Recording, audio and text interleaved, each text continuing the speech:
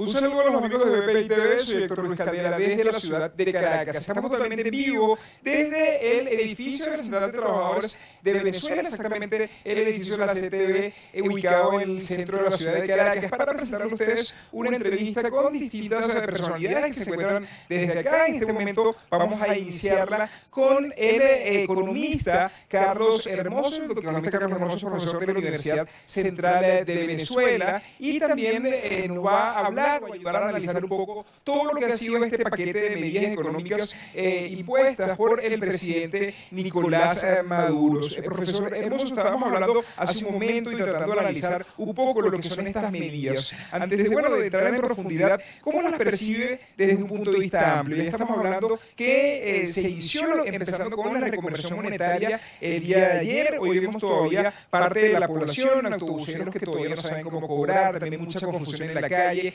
detenciones arbitrarias por supuestos remarcajes o presuntos remarcajes, según indican algunos funcionarios del gobierno. Y bueno, una semana bastante agitada, si lo podemos ver desde ese punto de vista. Pero desde el punto de vista estrictamente económico, ¿cómo lo ve usted como economista?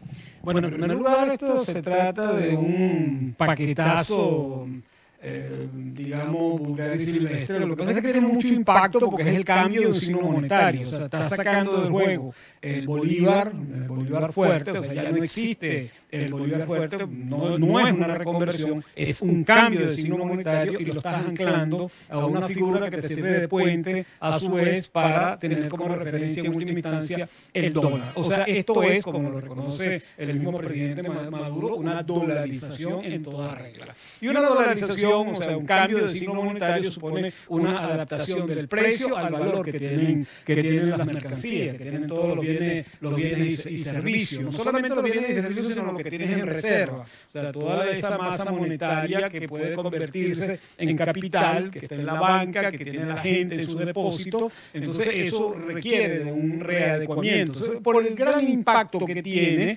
evidentemente.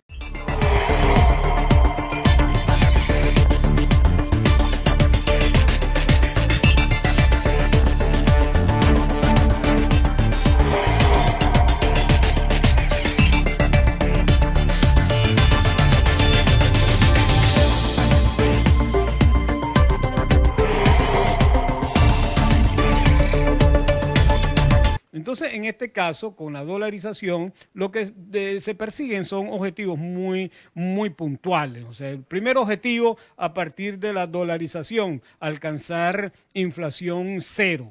Pero alcanzar inflación cero, que se aproxima a cero, requiere de un proceso. Si el gobierno, anclando el bolívar soberano al petro, no emite o no produce dinero inorgánico, ellos pudieran alcanzarlo, pudieran que el presupuesto de ingresos se corresponda con el presupuesto de gasto, y solamente crecerá la masa monetaria en bolívares soberanos si y solo si se incrementa el número de petro o se incrementan las reservas internacionales en oro en el Banco Central, o se incrementan las reservas internacionales en dólares o en divisas diversas en el Banco Central de Venezuela. Mientras tanto, no pueden emitir nuevo dinero. O que crezca la economía. Si crece la economía, también tendrían que producir más dinero, más bolívares soberanos. Entonces, esas son las condiciones. Si el gobierno logra sortear este vendaval y no producen dinero inorgánico, ellos pueden llegar a abatir la inflación, y eso lo van a presentar como un gran logro, como un gran triunfo. Países absolutamente liberalizados como Argentina y Brasil, en su oportunidad, batieron la hiperinflación y no pasó nada. O sea, no pasó nada en el sentido de que la distribución de la riqueza siguió siendo la misma, los pobres siguieron siendo igual de pobres, pero en este caso el gobierno lo presentaría como un gran logro frente a la guerra económica, gente de mala calaña que produjo una guerra terrible. Cuando la guerra la desarrollaron fueron ellos. El signo monetario bolívar fuerte, y antes de ello el bolívar simple,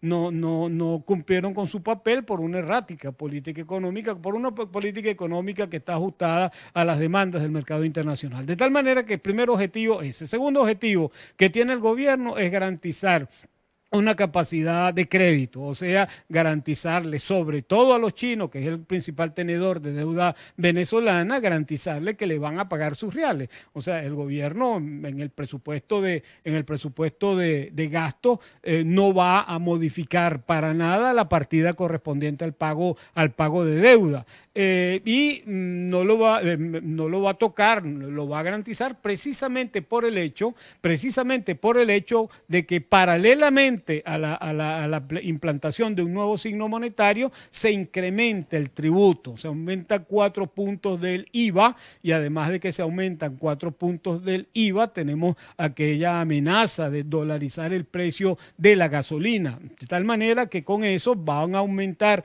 la recaudación en una rigidez presupuestaria, no pueden aumentar el número de bolívares que están en circulante con las condiciones que señalé anteriormente, y esa rigidez monetaria, ¿a qué va a conducir? Bueno, va a conducir que se incrementa la partida de pago de deuda, pero disminuye la partida de educación, de salud, etcétera, lo cual va a representar un mayor deterioro de los servicios públicos, a menos que crezca la economía, y hasta ahora no se ve ninguna política, ninguna medida que permita un crecimiento económico. El tercer objetivo, indiscutiblemente, que es estar atado pues, a los intereses, en este caso, del imperialismo chino. Venezuela pasó de un imperialismo a otro. Éramos dependientes de Estados Unidos, éramos una semicolonia del imperialismo estadounidense, y ahora nos convertimos en una semicolonia del imperialismo chino. De tal manera que esta política condena a Venezuela a seguir siendo un país primario exportador, producción de petróleo, y ahora le agregan en esta etapa la producción de minerales, oro, coltan, diamante, recursos estratégicos en una economía que está en medio de una turbulencia entre las grandes contradicciones entre Estados Unidos y China principalmente. Venezuela, el gobierno venezolano apuesta por los chinos, de tal manera que esta es una política económica sin duda alguna orientada por estos señores del mundo asiático. Profesor, también usted comenta que para que se pueda dar esta dolarización y que pueda ser efectiva, probablemente como ha pasado en Ecuador, porque también habíamos entrevistado a algunos sociólogos del mismo gobierno que nos indicaba que por qué no parecernos a un modelo ecuatoriano. Bueno, recordando estos analistas pro gobierno que indica que por qué no acercarnos quizás al modelo colombiano. Bueno, se podría también decir que si estamos o su tesis que indica que estamos en proyecto de una dolarización, pero para estar en medio de esta dolarización también hace falta una serie de condiciones. Usted acaba de indicar la principal, que pareciera que es la condición, que es no emitir dinero inorgánico. ¿Cómo el gobierno puede garantizar que no va a emitir dinero inorgánico cuando estamos viendo que ellos están ajustando un sueldo en 1.800.000, que va a ser el sueldo mínimo ahora? O sea, ¿cómo no emitirlo cuando tiene una carga de nómina pública bastante elevada? Bueno, cuando se implanta un signo monetario y se produce la dolarización, evidentemente que tienen que incrementar el salario significativamente, porque si no es...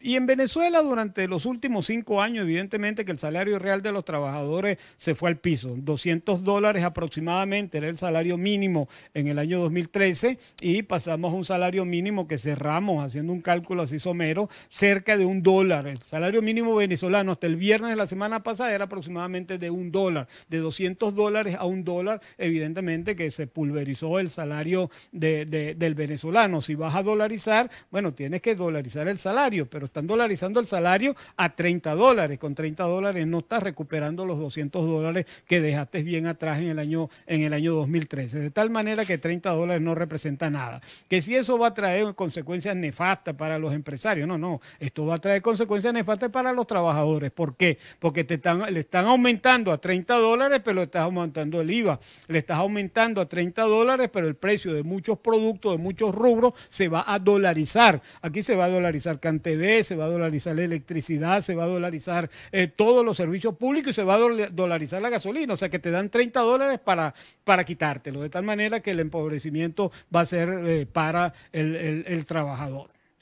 Cuando hablamos entonces de la parte de los subsidios, también cómo ve esta parte de estos subsidios, entendemos que en las políticas públicas el subsidio siempre podría estar presente, pero ¿cómo lo evalúa empresas bueno, en todos los ámbitos, las bonificaciones que dio el día de ayer quizás de reconversión, todas estas bonificaciones y atadas al carnet de la paz?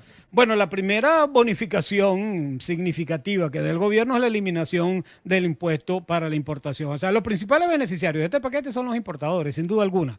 En segundo lugar, ellos tienen que crear algo de demanda. O sea, porque la demanda no puede llegar a cero. O sea, en favor del empresariado, en favor del capital, sobre todo de los importadores, el gobierno tiene que crear demanda. ¿Cómo crea demanda? Bueno, aumentando a $30 se produce en escala un incremento hacia arriba. O sea, un profesional que actualmente gane, qué sé yo, 100 millones de bolívares, terminará ganando a partir de la primera quincena del mes de septiembre aproximadamente 33.000 bolívares soberanos. Si mal no recuerdo, ese fue el cálculo que hicimos por allí, 34.000, algo así de bolívares soberanos, lo que puede representar aproximadamente $650. O sea, hay un incremento de la demanda efectiva. Ese incremento no es totalmente real, por lo que dije anteriormente, porque hay muchos impuestos. O sea, supongamos un profesional que gane $650, pero más adelante le van a poner la gasolina a $1.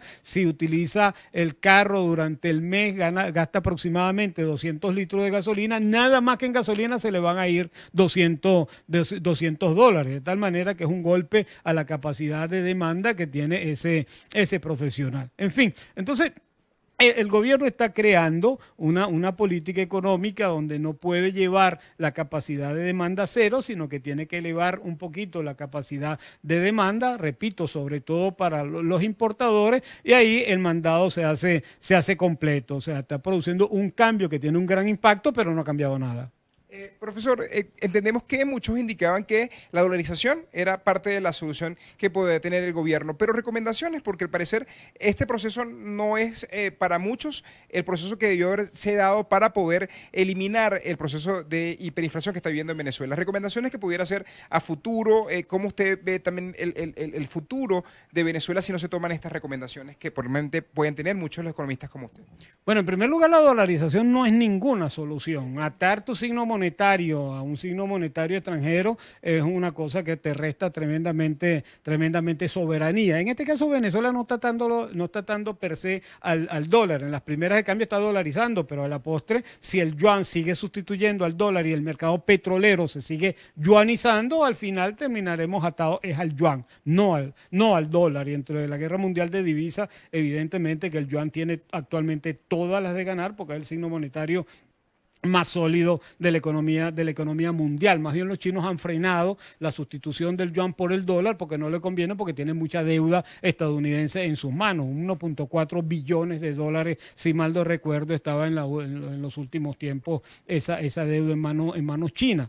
Entonces la dolarización no es una sola solución. La solución para la economía venezolana, para los problemas económicos venezolanos, está muy clara. O sea, es producir, y para producir tiene que haber una nueva política bancaria. El gobierno no nos habla de ningún cambio en la política bancaria. Tiene que haber un conjunto de orientaciones que tienen que ver con la elevación de la capacidad productiva y de la productividad, de las dos cosas. O sea, la canalización del ahorro social a la producción, a la inversión productiva, supone una rebaja drástica de la tasa de interés, de tal manera que el interés, el crédito se haga barato para los empresarios, puedan invertir en la producción. Supone también un cambio de la política con el sector externo. O sea, el mercado venezolano tiene que ser para el producto nacional.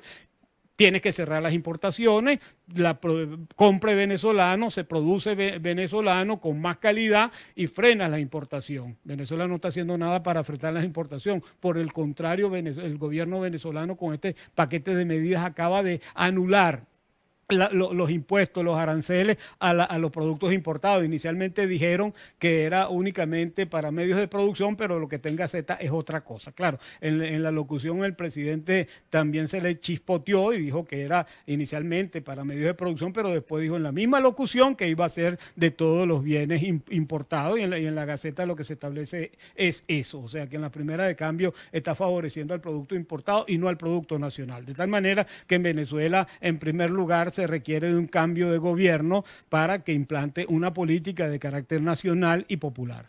Muchísimas gracias, profesor Carlos Hermoso, profesor de Economía de la Universidad Central de Venezuela. Nosotros seguimos acá desde la Central de Trabajadores de Venezuela y ahora para entrevistar al secretario general encargado de la CTV en Venezuela. Estamos hablando de José Elías Torres, que también nos va a hablar en este momento sobre su impresión de estos primeros días que se ha efectuado, puesto en práctica este paquete de medidas económicas en Venezuela, el encargado de la Central de Trabajadores de Venezuela, para que también nos dé un balance.